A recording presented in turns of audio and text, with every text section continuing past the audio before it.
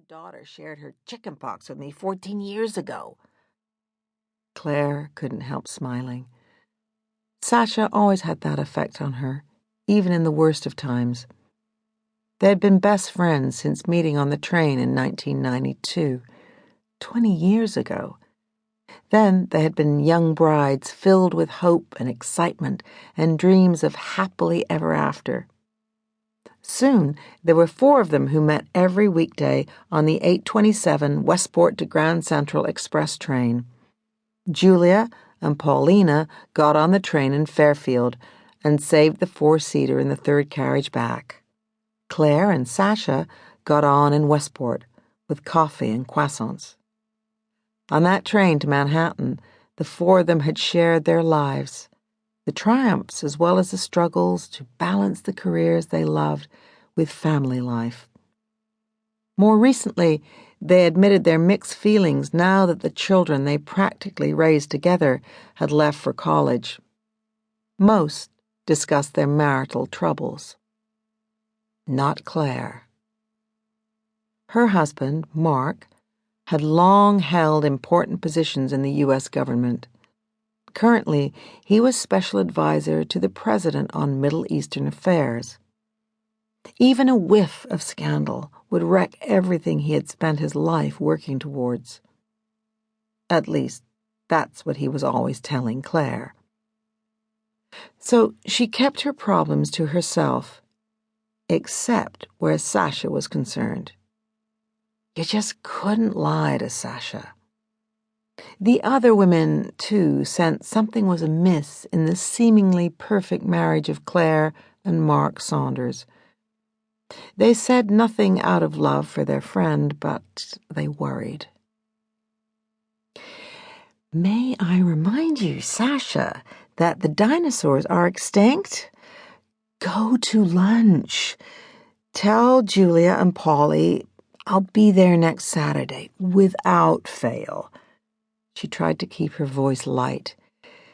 Same time, same place. Claire finished the call quickly. She drifted into the long gallery that ran the length of the house and put a match to one of the fires that Mr. Atkins, the caretaker, kept laid in each of the home's 5 fireplaces. It was a large room. The house had been designed by a famous architect, and all the rooms were airy and spacious and flooded with light. Claire had decorated the graceful space so that there were cozy corners for 1 or 2, as well as ample space for the grand receptions that were part of Mark's job. She curled up next to the crackling fire and studied the vases of roses that seemed to occupy every surface in the large room. So many roses. Too many roses. As always, yellow and pink. The doorbell began to ring over and over, pulling her out of her dark thoughts. More roses, she thought, heading for the hall. She was limping a bit now from the fall she had taken last night.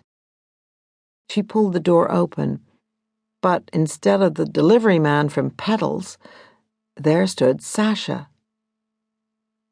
Sasha was as petite and blonde as Claire was tall and exotic. She was one of the few female producers working on television commercials. In that world, many men had mistaken her Barbie doll prettiness for softness, or worse, lack of intelligence. Few made that mistake twice. "Chicken soup from Gold's Deli," Sasha announced, waving a shopping bag as she marched inside. "Better than Lemsip." Claire stood frozen in the doorway. "Where are we with Downton?" Sasha's words trailed off as she entered the gallery and saw the flowers, vase after vase after vase.